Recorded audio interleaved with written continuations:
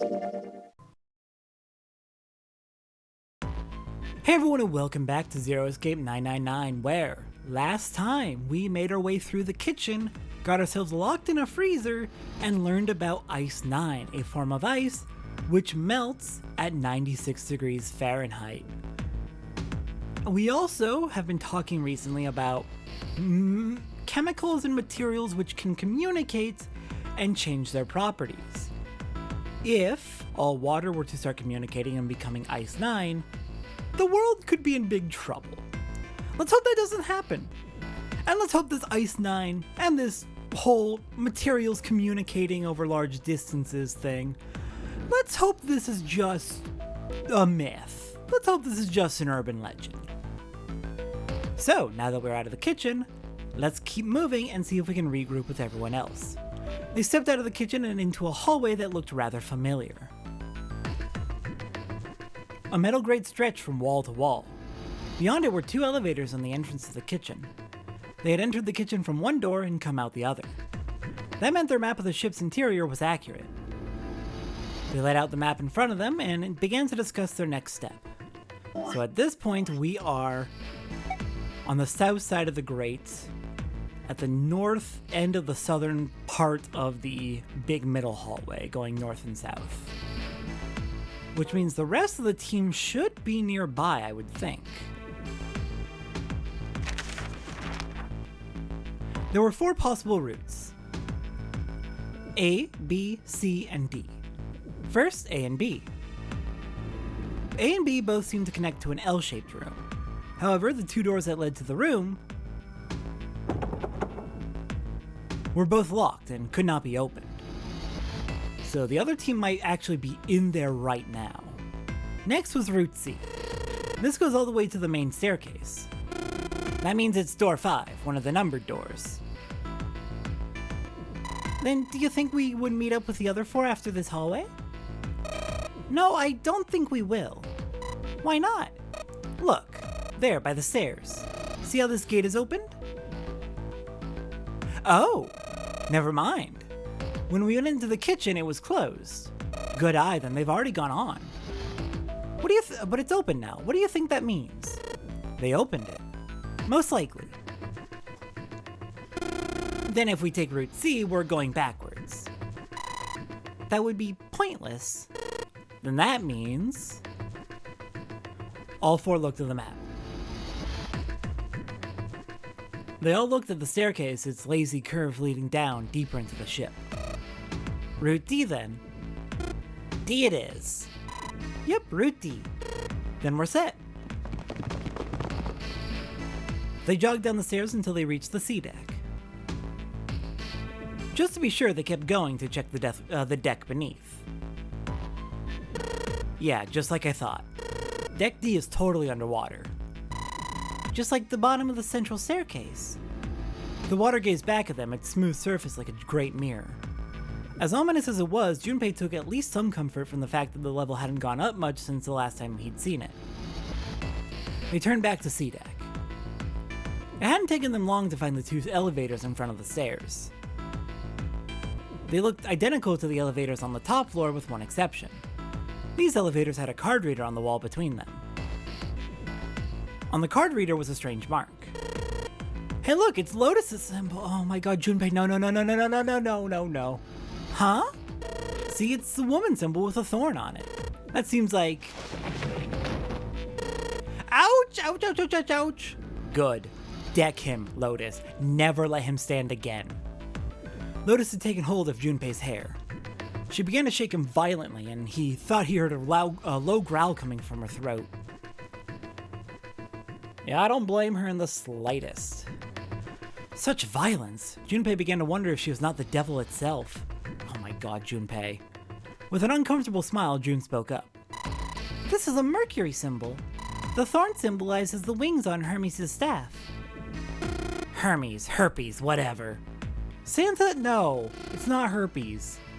If we can't get this thing to work, these elevators aren't going anywhere. In other words, we need a key card with the Mercury symbol on it. Probably. They gave up on the elevator and returned to the stairs. A hallway stretched out to the left. A great many doors lined both sides of the hallway. They weren't sure how many, but certainly enough to be discouraging. Damn it, if we try and search all these, the sun's gonna go down before we've done half of them. I think the sun already set. I have a feeling this ship is the only thing that's gonna be going down anytime soon. That's even worse! Well, we can come back to this hallway later. Let's check the hallway on the other side, shall we? Frustration and fear building, they walk back to the stairs. And just to double check, elevators are on the south side, right? No, north side. Stairs are on the south side, so we came from the south, so looking left from the elevators would have been back towards this way. So the other hallway goes towards the hospital room. To the right was a small hallway. Quickly, they headed into it. It was approximately the same size as the alcove in front of the stairs. The hallway led toward the stern, and at its end was a set of double doors. Let's open it. Junpei nodded and grabbed the one closest to him. He gave it a small tug and felt it move. It was unlocked. Thrilled to have found an unlocked door, he threw it open.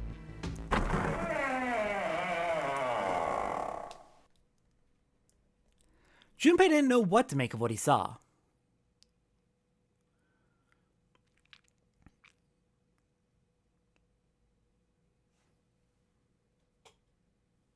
He simply stood, unable to speak. The other simply stared, open-mouthed. After a few long moments, Santa managed to speak. What the hell is this? A massive room stretched out in front of them, more a cavern than a room. Its vastness was oppressive, and it bore down on the four companions. It was not empty, however. The entire room was filled with lines upon lines of beds. They were simple things, little more than pipe and thin mattresses. Is this a hospital? He had at last been able to put a name to the harsh scent that pervaded the room. The room swam with a harsh, biting smell of antiseptic. In the center of the room were shelves stacked with medicine and a number of medical devices, the function of which Junpei did not know. More importantly, however, on the back wall of the room were 4 doors. 3 of them were emblazoned with large single-digit numbers made with thick red paint. The door on the left was labeled 3. The second door from the left had no number, but the third had been given a 7. And the rightmost door had an 8. There could be no doubt they were numbered doors. It did strike Junpei as strange, however, that the door between 3 and 7 should be blank. What, he wondered, could it mean? Let's take a look at the doors. Yes, that sounds like a good plan. Junpei headed toward the doors, weaving his way between the beds. He started with door 3 on the left, moved to the right and moved right until he reached door 8.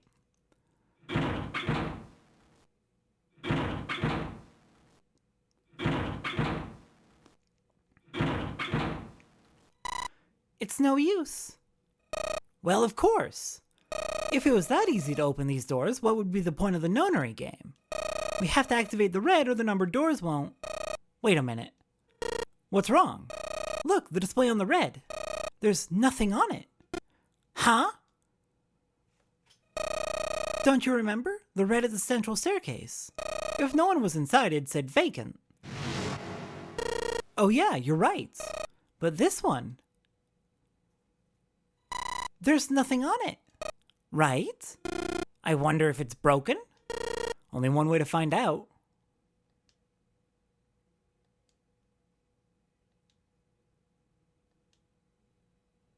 It didn't respond. All 4 took turns placing their hands over the red, but it refused to respond. They pulled at the lever and still it did nothing. As they soon discovered, it wasn't only the red for door 8 that was behaving strangely. The red on door 7 also refused to respond. And door 3 was similarly silent. None of them would respond. What did it mean? We still don't know. I still think it was Zero who took the red parts. Ha! I knew it. They're broken. Zero sure sucks at maintenance. No, that's impossible. You really think Zero, who prepared all of this, would make such a stupid, simple mistake? Maybe, but that doesn't explain why this thing ain't working. It was at that moment that they heard a voice from behind them. I believe the bottom of the device has been removed. They spun around to see... Snake! But it was more than just Snake. Ace, Clover, and Seven quickly filed into the room as well. Although they were glad to see one another, it wasn't terribly surprising that they had. If it had been the other party who'd opened the gate in front of the kitchen, it wasn't unreasonable that they'd bump into one another eventually. The rest of Snake's team, however, did look rather surprised. How? How did you end up here? I mean, it makes sense that we'd all join up again. After a moment of silence and surprise, everyone suddenly began to talk, desperate to exchange information.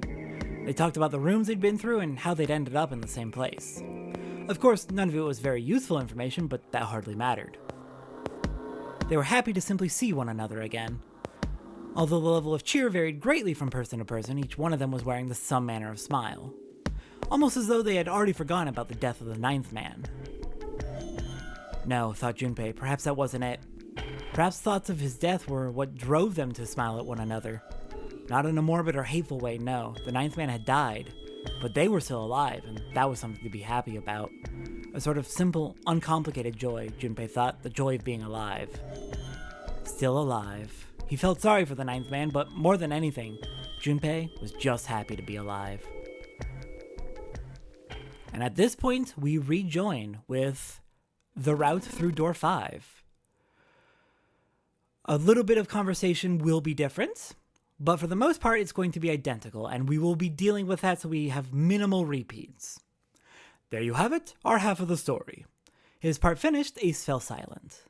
For a moment, Junpei was silent in thought, then he spoke. Okay, let me see if I've got this all straight. When you guys got here, the bases for the Reds were already gone.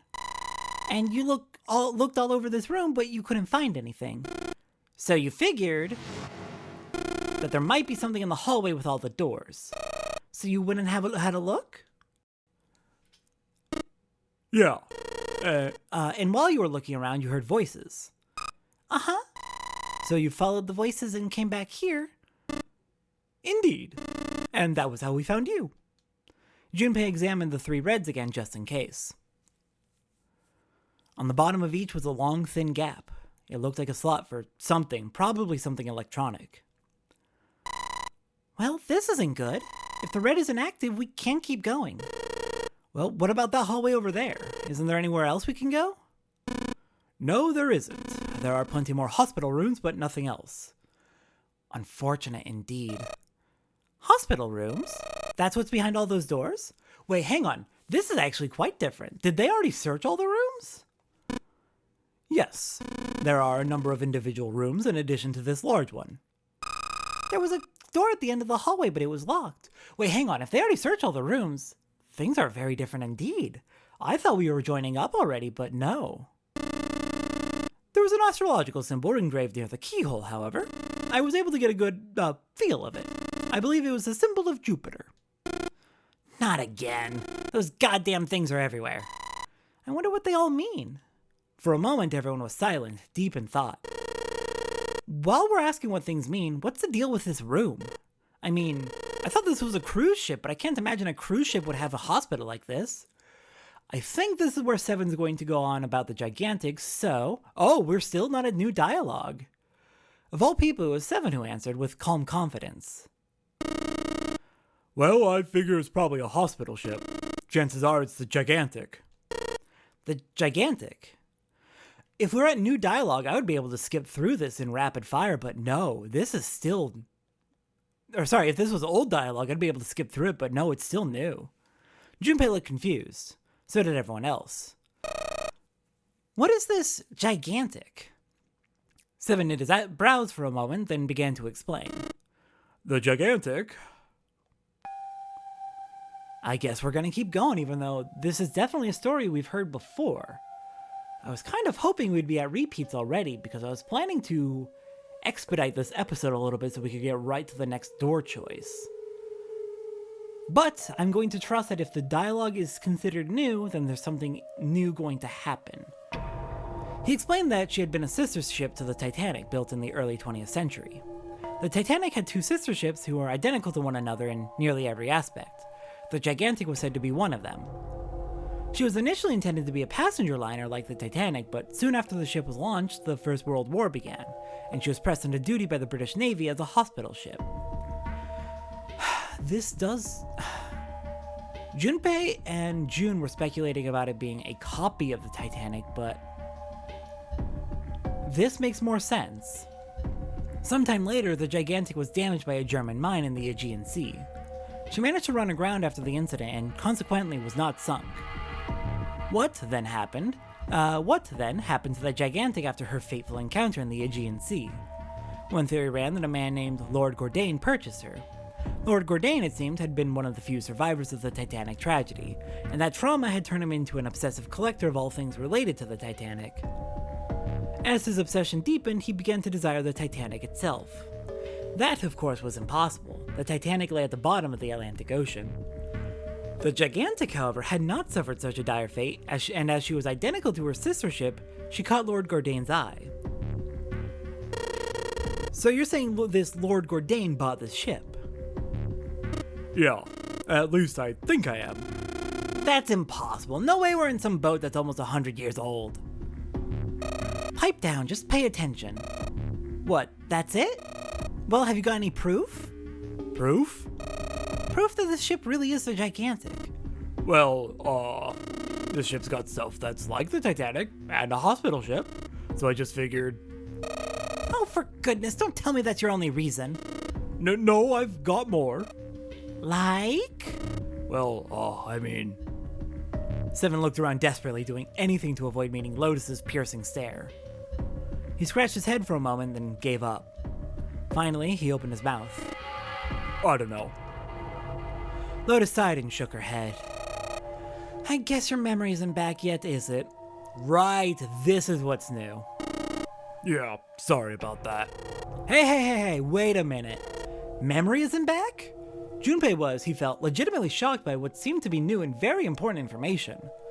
Because we learned about Seven losing his memory in Door 5, not before, so this is new for Junpei. Everyone else, however, seemed unimpressed. In fact, they all looked at Junpei as though he had said something very strange. He decided to revise his attitude for the next question. Wait, was I the only one that didn't know? Everyone nodded. Why? Oh, yeah, I guess I didn't tell you, huh? I told the rest of them before we ran into you on the stairs. I told them I couldn't remember a damn thing from before I woke up. What? Then, almost as if to save Junpei from further embarrassment, I don't know why Junpei would be embarrassed. He wasn't told. It's fine.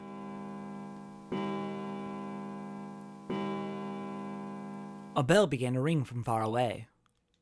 It sounded as though it was the clock at the main stairway. Junpei counted each chime carefully.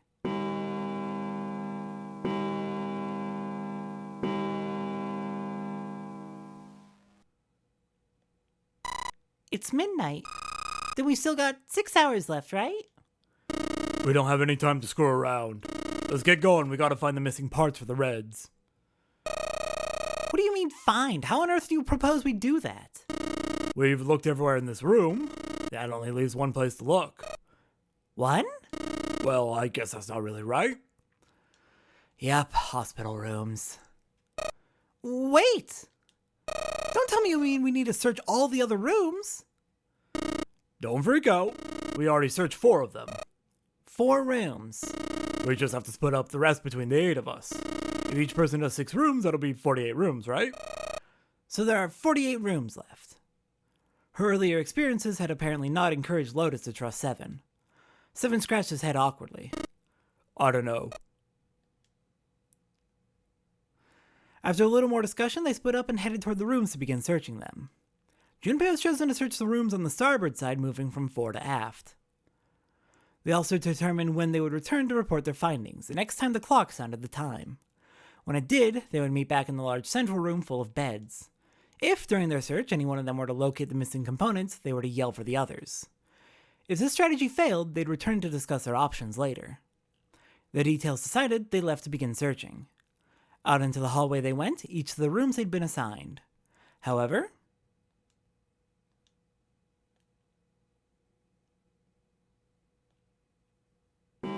and here is where it joins back up. So now we can just quickly rush through all the rest of the dialogue, all repeated. Nothing new here except, well, no, nothing new here. Snake goes missing, Clover is panicking, as she rightfully should, and we head out to search. Now we know that wherever we search, we're not gonna find anything. So, I think for the sake of appeasing Clover and doing what we can, we'll go through and quickly check everything, but we're gonna skip through all the dialogue because it is things we have all heard before. We know all of this, and who knows, maybe us teaming up with a different group maybe leads to a slightly different conversation somewhere, which we'll know when the fast forward automatically stops. Throughout all of this, while we're fast forwarding, I'm literally just holding right on the D-pad. As long as it's old dialogue, that'll skip right through it all. Clover is pissed off, as she understandably is. Hallway with all the rooms where we can find Ace.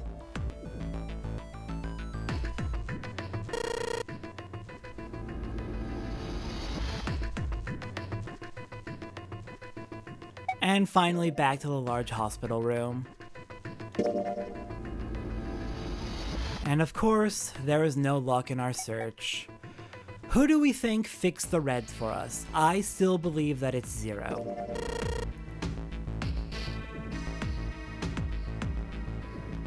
Nothing else makes sense. It could have been one of us. In fact, I think it was likely that Zero is one of us, because otherwise Zero would be risking exposing themselves if they are spotted. So, Lotus proposes.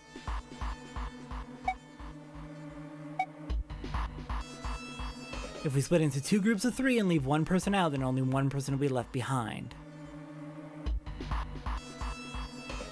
If we split into 2 teams of 5 and 2, then 2 will be left behind.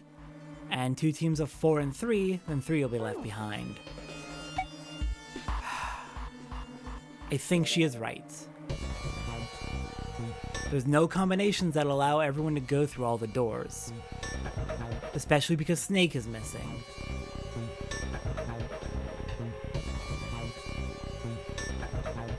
The team elects to split up into 2 groups of 3, though Jun and Junpei object, and Ace injects himself with an anesthetic in order to force us to move.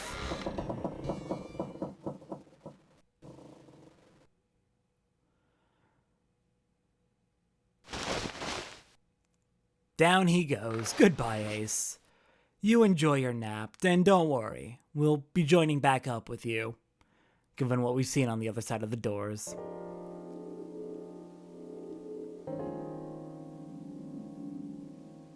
I could just cut ahead, but, well, you saw how quickly this went through. So then, now that we're back at our choice of door 3, 7, or 8, now that we've been through door 4, what door will we be picking in order to progress? I will see everyone next time as we decide just what we're going to be doing next. See everyone next time for that.